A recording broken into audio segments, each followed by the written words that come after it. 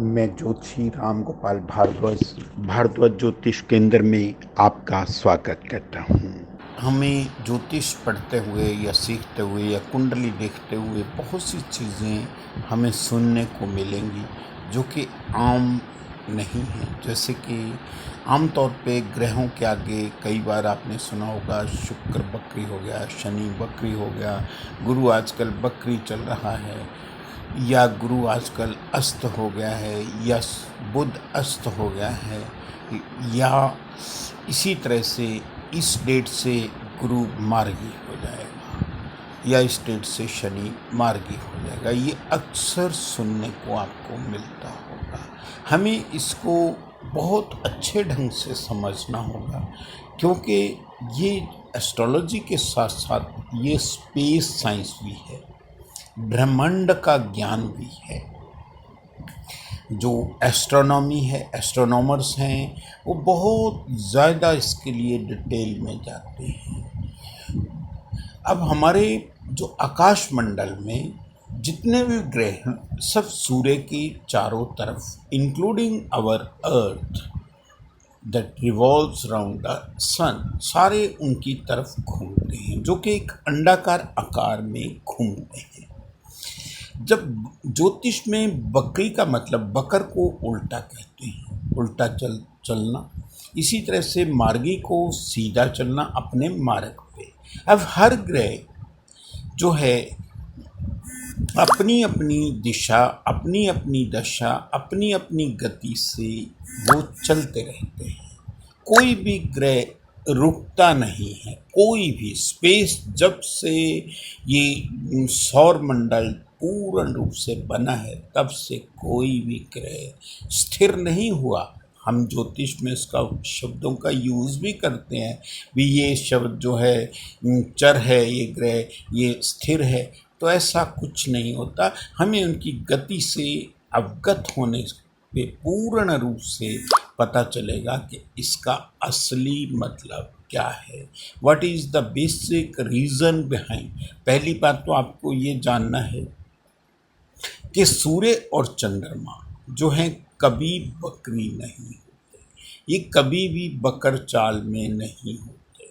इसी तरह से राहु और केतु जो ग्रह हैं वो पूर्ण रूप से हमेशा ही आपको बकरी उनके आगे लिखा होगा। उनकी जब भी ज्योतिष में गणना की जाएगी तो वो उल्टी ही की जाएगी। जब भी कभी उनकी दृष्टियों को देखा जाएगा तो उल्टी दृष्टि से ही देखा जाएगा, ठीक है ना।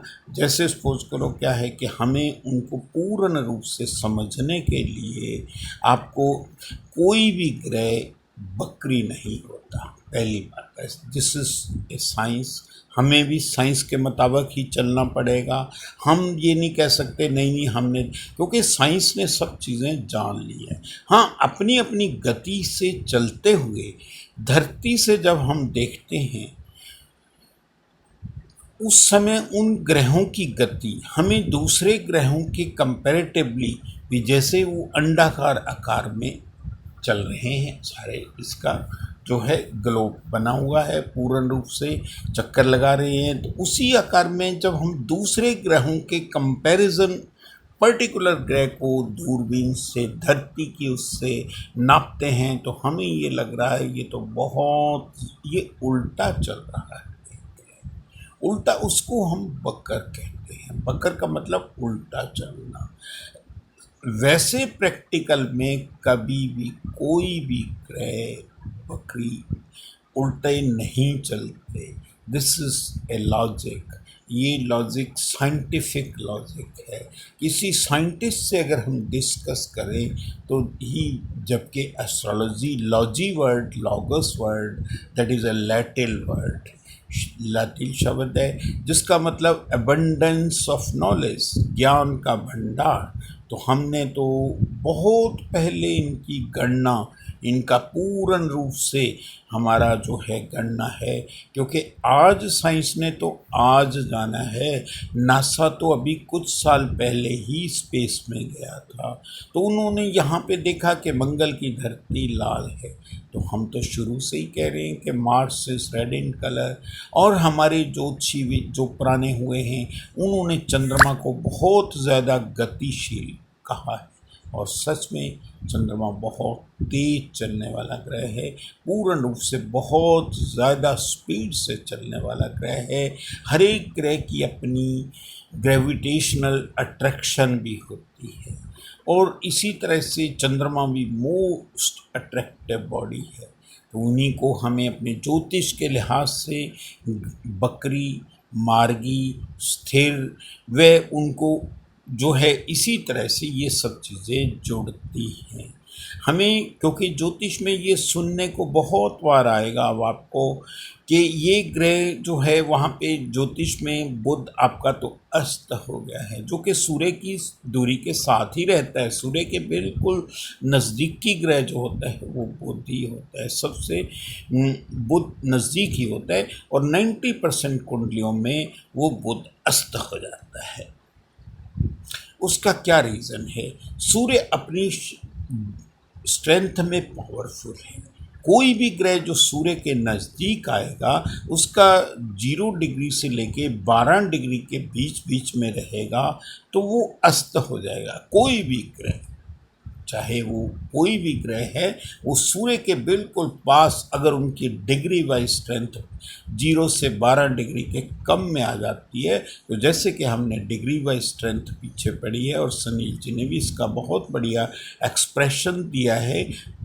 इन शॉर्ट मैं अब आपको बता देता हूँ डिग्रीज हम मेजर कैसे करते हैं। जैसे आकाश मंडल में जो है अगर उसका सरकमफ्रेंस बनाया जाए तो 360 डिग्री का एक एंगल बनेगा, 360 डिग्री का। जैसे कि हम स्ट्रेट लाइन को पूर्ण रूप से 180 डिग्री के एंगल से नापते हैं, इसी तरह से जो सरकमफ्रेंस होता है उसका एंगल जो है वो उसको 360 का एंगल बनता है। अब उसको 12 भागों में, भाव का मतलब 12 हिस्सों में, 12 राशियों में अगर हम डिवाइड कर देंगे तो एक राशि के हिस्से में 30 अंश आएंगे। 30 multiplied by 12 is equal to 360, वो एक ही बात है, 360 ही होगा। तो इसी तरह से ये डिग्री वाइज स्ट्रेंथ जिस समय हमारा पर्टिकुलरली जन्म हुआ तो उस समय उस ग्रह की अपनी राशि से दूसरी राशि में आयन करते हुए परिवर्तित हुए वो कितनी दूरी तय कर चुका था, तो उसको हम डिग्री वाइज स्ट्रेंथ से नाप लेंगे। जैसे कि आम भाषा में हम कहें और सभी को पता है 14 तारीख को वो होती है, 14 तारीख को मकर संक्रांति होती है जनवरी में। तो क्या होता है, क्यों हम उसका अभिनंदन करते हैं, क्यों हम उसको मनाते हैं? क्योंकि सूर्य जो कि पिता हैं, हमारे गुरु हैं, सबसे बड़े ग्रह हैं, वो शनि उनका पुत्र है, उनके घर में जाते हैं। पिता का पुत्र के घर में आना वेलकम होता है। शनि अपनी मकर राशि में जैसे ही एंटर होंगे, पहले मकर राशि में एंटर होते हैं, दूसरे शनि कुंभ राशि में एंटर होंगे। तो वो मकर राशि में जैसे ही एंटर होते हैं तो उसको मकर संक्रांति का नाम दिया जाता है। तो उस दिन 14 या 15 तारीख को जो भी डिग्री वाइज होगी वो 0 से लेके 1 डिग्री ही होगी। वो कोई बहुत बड़ी डिग्री, जैसे जैसे 30 दिन के बाद में फिर दोबारा सूर्य अपनी कुंभ राशि में जाएगा, तब वो उससे पहले वो 30 डिग्री तक कवर कर लेगा। इसी तरह से हम डिग्री वाइज स्ट्रेंथ हर ग्रह की अपने अपने उससे सिस्टम से देखते हैं, जो कि हमारी सिस्टम बने हुए हैं। पहले वैदिक सिस्टम में क्या था, पंचांग यूज़ होता था, आजकल लैपटॉप, कंप्यूटर, ये सब चीज़ें यूज़ होती हैं, उसमें आपको बहुत इजी हो गया है। पहले ये चीज़ें हाथ से बनाते थे, अब आपको डिग्री वाइज समझ आ गया है, जो कि डिग्री वाइज स्ट्रेंथ। तो उसी तरह से अस्त होना जो मैं बता रहा था, अगर सूर्य मान लो किसी की कुंडली में 20 डिग्री का है 100% स्ट्रॉन्ग है। उसके साथ में 18 डिग्री का बुध आ गया, तो इन दोनों में अंतर क्या आ गया? अंतर 2 डिग्री का अंतर आ गया है। तो जो कि मैंने कहा 0 से 12 तक का अंतर अगर हो जाए तो वो अस्त हो जाता है। इस तरह से बुध यहाँ पे अस्त हो जाएगा। अगर कोई भी ग्रह यहाँ पे इस डिग्री के बीच में आता है तो वो अस्त हो जाता है, क्योंकि सूर्य बहुत प्रबल ग्रह है। वो अपनी पहचान ही खो लेता है, वो अपनी आइडेंटिटी ही खो लेता है। उसका कोई भी रोल ज्योतिष में अस्त ग्रहों का रोल ही नहीं रहता, क्योंकि वो अस्त हो गया अपनी जगह से ही, अपनी पूर्ण रूप से। जैसे क्या है, अब मैं एक एग्जांपल आपको और देकर बताता हूँ। लंबा तो हो रहा है हमारा लेक्चर, लेकिन एनी हाउ एक एग्जांपल और देकर बताता हूँ। हम किसी रेस्टोरेंट में बैठे खाना खा रहे हैं, वहाँ पे कोई छोटी पर्सनैलिटी, आई मीन टू से, let it be any TV कलाकार या कोई और लोकल नेता या कोई और वहाँ पे आ जाता है, तो everybody will be attracted towards him. हर कोई उसकी तरफ देखेगा, क्योंकि वो वहाँ पे पूर्ण रूप से नॉन पर्सनैलिटी तो है। वहाँ पे एवरीबॉडी टीवी कलाकार है, सीरियल में आ रहा है, या हमारे लोकल नेता हैं, स्टेट के नेता हैं। बाय चांस वहाँ पे कोई बड़ी बिग पर्सनैलिटी वहाँ पे आ जाए, जैसे नेता की तरफ से प्राइम मिनिस्टर आ जाए, वो वहाँ पे लोकल एमएलए था, प्राइम मिनिस्टर आ जाए। उसके बाद में राष्ट्रपति, या इसी तरह से अगर कोई टीवी कलाकार है वहाँ पे बैठा है, होटल में बैठा है, तो उसके बाद में वहाँ से बड़ा कोई हमारी जो फिल्म इंडस्ट्री का आ जाए, अमिताभ बच्चन आ जाए, आमिर खान आ जाए, सलमान खान आ जाए, जिनको हम बिग पर्सनैलिटीज़ कहते हैं, तो वहाँ पे उनकी पहचान जो है बिल्कुल ख़त्म हो जाएगी। लोकल जो लीडर्स हैं या लोकल नेता हैं या लोकल आदमी हैं, वहाँ पे उनकी आइडेंटिटी उनके सामने जीरो हो जाएगी। इसका मतलब वो अस्त हो गए हैं। इसी तरह से अस्त ग्रहों का हमें पूर्ण रूप से ध्यान रखना है कि वो योग कारक ग्रह अगर अस्त हो गए तो उनको उदय करना बहुत ज़्यादा ज़रूरी हो जाता है। तो हमारा टॉपिक चल रहा था इस तरह से, ये चीज़ें आपको बार बार सुनने को मिलेंगी। मार्गी क्या होता है? मार्गी अपनी दशा में, दिशा में, कोई भी दिशा नहीं बदलता ग्रह, आपको ये मालूम होना चाहिए। कोई भी ग्रह अपनी दिशा नहीं बदलता, वो अपनी दिशा पे चलते रहते हैं अपनी गति से।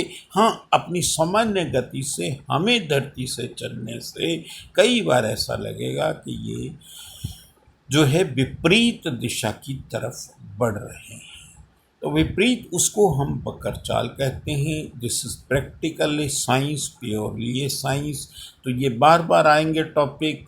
बकरी ग्रह जो हैं अपने आप में स्ट्रॉन्ग ग्रह हो जाते हैं, क्योंकि वो वहीं पे एक तरह की बहुत फास्ट नहीं चल रहे होते हैं, हमें दिखाई नहीं दे रहा, फास्ट नहीं चल रहे होते हैं, तो वो जो हैं पूर्ण रूप से स्ट्रॉन्ग हो जाते हैं, फास्ट हो जाते हैं। चलने की वजह से वो हमारे पे इतना असर नहीं करेंगे जितना स्लो चलने की वजह से असर करेंगे, तो ये पावरफुल हो जाएगा।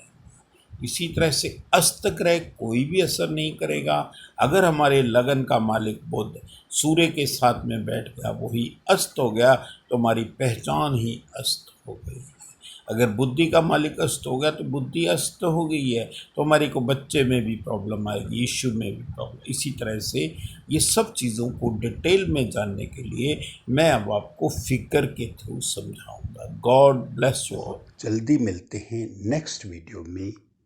मैं ज्योतिषी रामगोपाल भारद्वाज ज्योतिष केंद्र की तरफ से आप सभी लोगों का वीडियो देखने के लिए धन्यवाद करता हूं।